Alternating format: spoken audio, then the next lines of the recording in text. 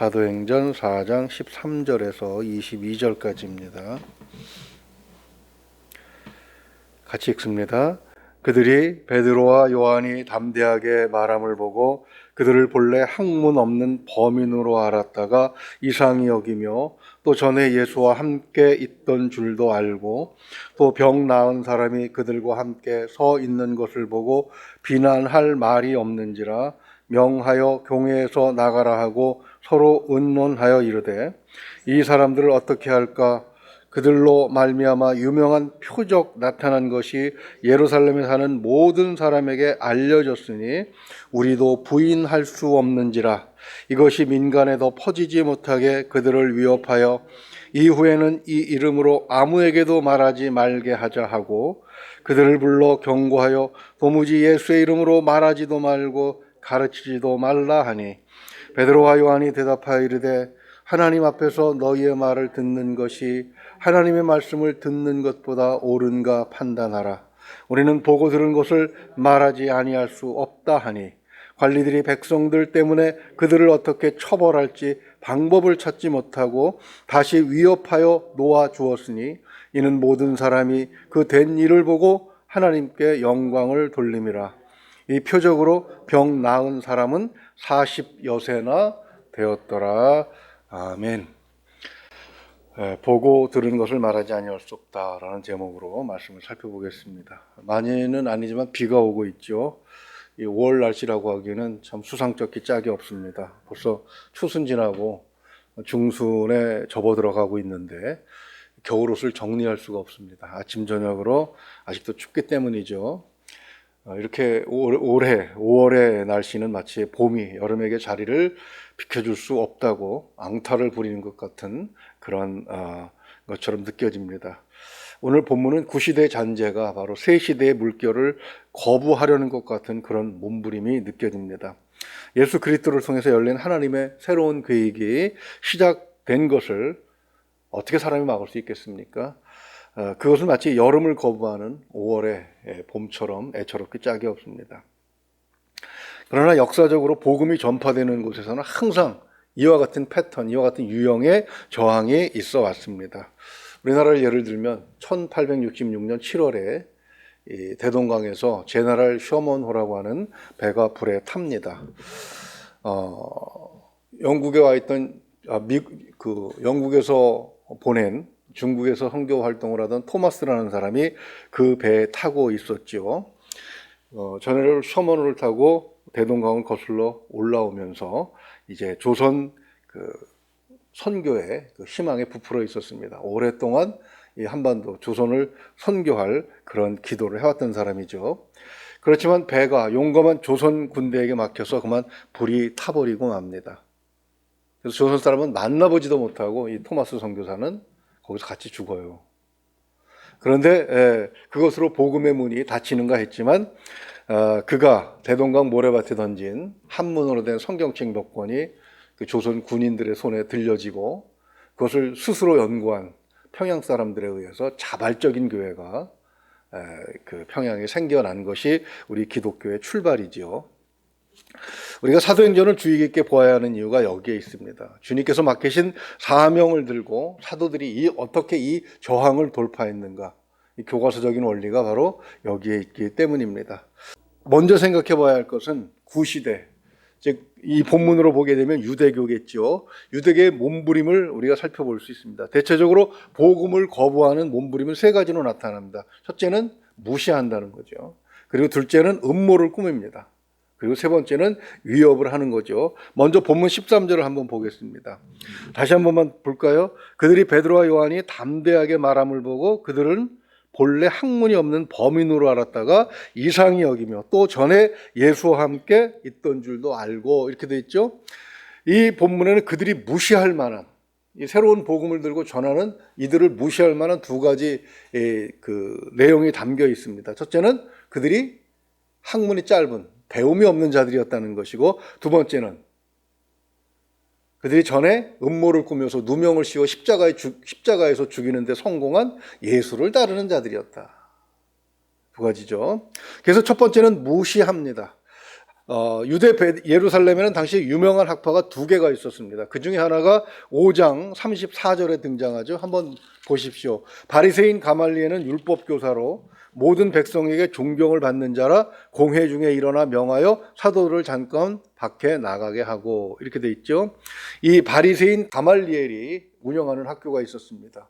또 다른 학교가 있는데, 이 사람의 이름이 성경에 나오는 것은 이 학파의 출신 가운데 누가 있습니까? 유명한 사람이 바로 사도 바울이 있기 때문이죠. 사도 바울은 사도행전 22장 3절에서 자기가 바로 그 가말리엘 문화에서 열심히 율법을 익힌 사람이라는 사실을 고백을 합니다. 이 학파들이 당시 유대 사회의 종교와 문화, 그 다음에 정치까지를 주도하고 있었습니다. 베드로와 요한은 그 학파에 속하지 못한, 근처에도 가지 못할 그런 평범한 사람들이었습니다.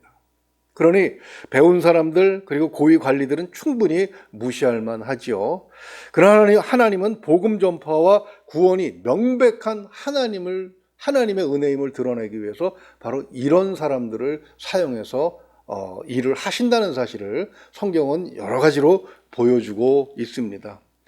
사도 바울은 고린도전서 1장 27절에서 이 원리를 이야기하죠.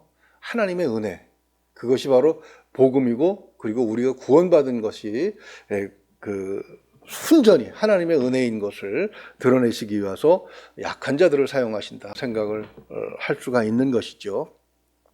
유대 지도자들은 당시에 스스로 하나님의 자리를 차지하고 있는 자들이었기 때문에 그러한 하나님의 원리를 눈치챌 수가 없었습니다. 두 번째가 뭐였습니까? 하찮게 여기니까 자기들이 마음대로 할 수 있다고 생각을 하고 음모를 꾸미는 것이었죠. 십자가에 못 박아 죽인 예수를 따르는 자들이었다는 이 말 속에 들어있는 것이 무엇입니까? 같은 짓을 또 한 번 해서 그들을 제거할 수 있다라는 자신감이 있었던 거죠. 그들이 따르는 예수도 음모를 꾸며서 누명을 씌우고 십자가에 못 박아 죽였는데, 그를 추정하는 자들이야 가볍게 여길 수밖에 없는 것이죠. 그러나 성공하지 못합니다. 사실 예수님께서 십자가에 못 박히신 이유는 그들의 음모가 성공한 것이 아니라 하나님의 뜻이 있었기 때문이죠. 세상 죄를 지고 가는 어린 양으로 속죄 제물로 하나님께서 받으시려고 하신 것이기 때문에 놔두신 것이지 그들의 음모가 성공한 것은 아니었단 말입니다. 그러나 사도들은 달라요. 그렇게 하나님의 아들이 십자가에 못 박아서 피를 흘리고 돌아가신 그 사건을 통해서 많은 영혼들이 하나님 앞에 돌아와야 되고 그들을 찾으러 가야 하는 사명을 가진 것이 바로 사도들이었습니다. 그래서 그들에게는 강력한 후원자가 있었습니다. 누굽니까? 바로 성령께서 그들과 함께 계시는 것이죠. 그래서 14절을 보게 되면 또 병 나은 사람이 그들과 함께 서 있는 것을 보고 비난할 말이 없는지라. 자신들은 높은 학문을 가지고 있고 높은 사회적인 지위를 가지고 있지만 할 수 없는 일을 이 학문이 없는 평범한 사람들이 행하는 것을 보고 말문이 막힌 것이죠. 그래서 16절을 보게 되면 이 사람들을 어떻게 할까? 일단 내보내놓고 이 사람들을 어떻게 할까? 그들은 여러 가지 대책을 꾸밉니다. 그러면서 그들로 말미암아 유명한 표적이 나타난 것이 예루살렘에 사는 모든 사람에게 알려졌으니 우리도 부인할 수 없는지라. 이제 음모를 꾸밀 수가 없고 누명을 씌울 수도 없어요. 이미 백일하에 다 그들의 능력이 드러났기 때문입니다. 그 다음에 이제 마지막 방법이 무엇입니까? 17절을 보게 되면 이것이 민간에 더 퍼지지 못하게 그들을 뭐하여? 위협하는 거죠. 위협하고 또 쫓아내는 것. 그래서 그들은 위협하기로 하고 18절을 보게 되면 그들을 불러 경고하여 도무지 예수의 이름으로 말하지도 말고 가르치지도 말라, 이렇게 협박하고 내쫓습니다.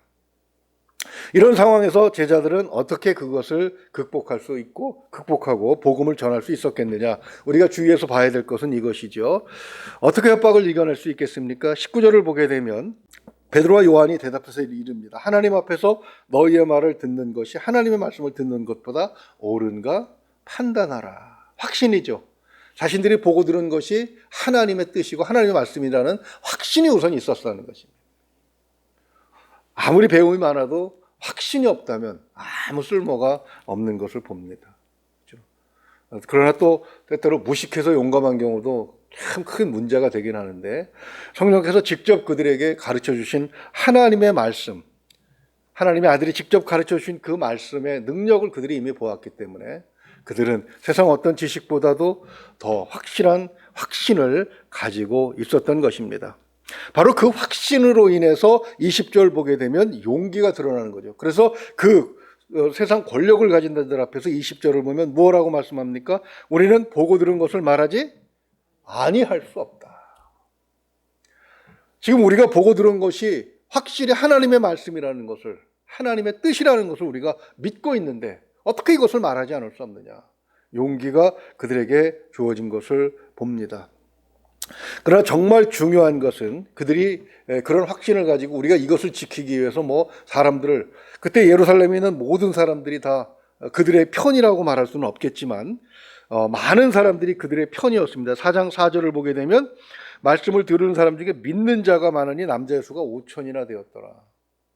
이 많은 사람들 때문에 관리들은, 그리고 바리새인들은, 종교 지도자들은 함부로 할 수가 없었던 것이죠. 그래서 그 힘을 이용해서 한번 해볼래? 한번 싸워볼까?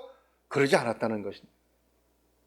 그래서 성령 하나님께 맡겨드리고 자신들의 용기와 자신들의 사명에 대한 확신을 보여주었을 때 그들은 21절을 보게 되면 방법을 찾지 못하고 그리고 위협할 뿐이었고 그리고 놓아줄 수밖에 없었습니다. 그러면서 21절 하반절을 보게 되면 이는 모든 사람이 그 된 일을 보고 하나님께 영광을 돌림이라. 바로 하나님께 영광이 돌아가는 방법이 어떤 것인가를 이 사도들은 자연적으로 알고 있었던 것입니다. 오늘 말씀을 우리의 삶 가운데 또 선교적인 부분에 적용을 해보자면 앞에서 말씀드린 토마스 선교사의 경우도 그런 안타까움이 있습니다. 그는 성경책을 들고 그 다음에 조선 땅에 내려서 조선 사람들과 에게 복음을 전하면 반드시 이것이 성령의 도우심으로 성공할 수 있다는 확신이 있었습니다. 그런데 이 제너럴 쇼머노가 바로 문제였어요. 이 사람들이 대동강을 거슬러 올라오면서 보니까 조선 사람들의 삶이 참 비루했습니다. 형편없었어요. 그래서 무시한 거예요. 그래서 먹을 것이 떨어졌을 때에 그때 어떻게 합니까? 이 사람들 대포 몇 방 쏴가지고 위협을 하면 다 벌벌벌 떨고 손 들고 나와서 자신들에게 먹을 것을 갖다 바칠 것이다 이렇게 생각을 한 겁니다. 그래서 사람들을 내려가서 관리를 만나서 타협을 하고 우리가 이런 형편에 처해 있다 그러면서 길을 좀 열어주고 무역을 좀 하자 이렇게 좀 대화로 이끌어 가야 되는데 이 제너럴 쇼머노는 무엇부터 합니까? 대포부터 쏜 거예요. 평양에다 대고. 그래서 조용히 있던 그 평양 시내에 그만 7명이 죽는, 아무 이유도 없이 그 위협 사격에 7명이 죽는 그런 일이 발생합니다. 그렇게 되면 어떻게 돼요? 순한 양 같은 사람들이 돌지 어떻게 변합니까? 맹수가 되죠. 늑대가 되죠. 그래서 죽기 살기로 제너럴 쇼머노에 달라붙어서 그 흰무기를 가진 제너럴 쇼머노를 불태워버린 겁니다. 근데 그 전에 많은 기간이 있었어요. 7월에 올라와가지고 8월까지 배가 거기 있었는데 이 토마스 선교사는 배에서 내렸어야 됩니다. 근데 왜 내리지 않았느냐? 토마스 선교사님이 살아계셔서 그 얘기를 하지 않았기 때문에 여러 가지 연구 결과가 나오는데 많은 그 신학자들, 역사학자들의 이야기는 그 토마스 선교사가 제너럴 쇼머노라고 하는 그 무기와 그 세력을 등에 업고 일을 하면 좀 더 쉽지 않을까라고 잘못 생각을 했을 수 있었다는 것입니다. 그가 평양에 도착하자마자 내려서 조선 사람들을 먼저 만나고 자기가 중국 청나라에서 어떤 일을 했고 해서 그 제너럴 쇼머노와 평양의 관리들과 사이에 중재를 했다면 한국의 교회는 좀 더 빨리 세워지고 좀 더 먼저 이 복음의 문이 확실하게 열렸을 텐데 하는 안타까움을 표현하는 그런 역사자들이 많이 있습니다. 이랬든 저랬든 하나님께서는 문을 열어주시겠지만 사명을 가진 자로서 하나님을 철저하게 의지하지 않고 인간적인 어떤 세력이나 권력이나 이런 것들을 그 등에 업고 그 다음에 선교지 대상 사람들을 무시하는 그런 태도는 굉장히 위험하고 그리고 좋지 않은 결과를 낳을 수도 있고 안타까운 시간의 지체가 있을 수도 있다는 사실을 우리는 생각을 해봐야 되는 것이죠. 성령의 방법은 항상 그렇습니다. 하나님의 뜻, 하나님께서 말씀을 하신 것을 듣는 것이 옳다고 판단하고 있지만 그러나 이 제자들은 여전히 그 대제사장과 바리새인들과 가말리엘 문화에 있는 이 사람들이 그 세상의 권력을 가지고 있다고 하는 사실을 인정을 하고 들어갑니다. 그러면서 당신들이 위협을 해도 우리는 말을 하지 않을 수 없다. 우리가 당신들하고 무슨 총을 들고 싸우고 칼을 들고 싸우고 그것이 아니라 우리는 하나님의 말씀을 전할 수밖에 없다라고 이야기하는 그 모습, 바로 그것이 우리가 가져야 될 복음 전파의 방법이라는 것입니다. 때때로 교회가 역사를 보게 되면 그런 실수들을 많이 범합니다. 십자군 사건도 바로 그런 것이죠. 로마의 교황청이 어떻게 합니까? 이 동방 쪽으로 예루살렘을 회복하기 위해서 십자군을 보내서 그들을 힘으로 정복하려고 했던 그런 어리석은 방법들이 얼마나 큰 실수와 잘못을 저지르는지 역사가 그대로 보여줌에도 불구하고 오늘날도 무슨 권력을 모아서 무엇을 해보려고 하는 그런 어리석은 일들이 많이 있습니다. 그런 흔적들을 생각해 보면서 오늘 본문 말씀을 보게 되면 우리가 가진 확신, 이것은 우리의 용기를 필요로 한다는 사실을 또한 가르쳐주고 있습니다. 그러면서도 역시 하나님께서 주신 방법, 즉 성령의 도우심을 통해서 일을 할 때 21절 하반절 말씀처럼 하나님께 영광을 돌리는 아름다운 결과로 드러나게 되는 것이죠. 그래서 22절을 마지막으로 한번 읽어보겠습니다. 이 표적으로 병 나은 사람은 40여 세나 되었더라. 왜 이 글 말미에 이 내용을 기록해 놓습니까? 하나님께서 행하신 표적을 의지하는, 그죠? 그리고 하나님께서 행하신 일이 다른 어떤 것보다도 더 우월하다라고 하는 사실을 이 말씀을 통해서 우리에게 다시 한번 각인시켜 주고 있는 것입니다. 그래서 무엇을 행할 때 인간의 욕심이나 어떤 업적을 세우고자 하는 그런 욕망으로 일을 하는 것이 아니라 순수한 하나님의 목적, 그래서 하나님의 수단을 의지하는 것, 그것이 바로 하나님께 영광을 돌리는 아름다운 결과로 드러날 수 있다는 사실을 우리가 다시 한번 생각을 해 보아야 하는 것입니다. 그런 마음으로 우리가 확신하고 우리가 믿고 의지하고 확신하는 그런 일들을 말하는 데 있어서 비록 우리 자신이 형편없어 보일지라도 말을 하는 데 있어서는 주저함이 없어야 되겠죠. 그러나 세상에 이런 것들을 의지할 생각은 우리가 하지 말아야 되고 오직 하나님의 능력만 의지할 때 놀라운 결과가 나타난다는 사실을 다시 한번 생각을 해봐야 할 것입니다. 하나님 의지하시면서 사람의 능력으로는 감당할 수 없는 그런 놀라운 일들을 행하는 저와 여러분 될 수 있기를 주님의 이름으로 축원을 드립니다. 기도합니다. 감사하신 우리 아버지 하나님, 코로나19 중에도 여전히 건강 허락하여 주시고 또 믿음을 통해서 살게 하시며 범사에 형통하게 하시니 감사합니다. 속히 코로나19가 종식되어서 우리가 마음껏 마스크를 벗고 우리가 가지고 있는 확신, 하나님의 말씀을 전하는 일에 조금도 주저함이 없도록 하나님 도와주시고 인도하여 주시옵소서. 하나님, 우리의 복음이 막혀있는 상황이기도 하지만 또 우리의 삶도 여러 가지로 힘들고 어렵습니다. 그러나 하나님께서 속히 이것을 종식시켜 주셔서 우리로 하여금 자유롭게 또 자연스럽게 이를 감당할 수 있도록 해 주실 줄로 믿습니다. 하나님 그때까지 건강 유지하게 하시고 하나님의 뜻이 어디 있는지를 잘 살펴보면서 하나님의 뜻 안에서 바르게 우리의 처신을 해나갈 수 있도록 지혜를 주시기를 원합니다. 지혜롭게 할 때에 하나님께서 기뻐하신다고 하셨사오니 그 지혜로 우리의 삶도 또한 윤택하게 하시고 모든 것이 어려움 없도록 하나님께서 도와주시옵소서. 성령께서 함께 하시길 원하오며 우리 주 예수 그리스도 이름으로 감사하며 기도하옵나이다. 아멘.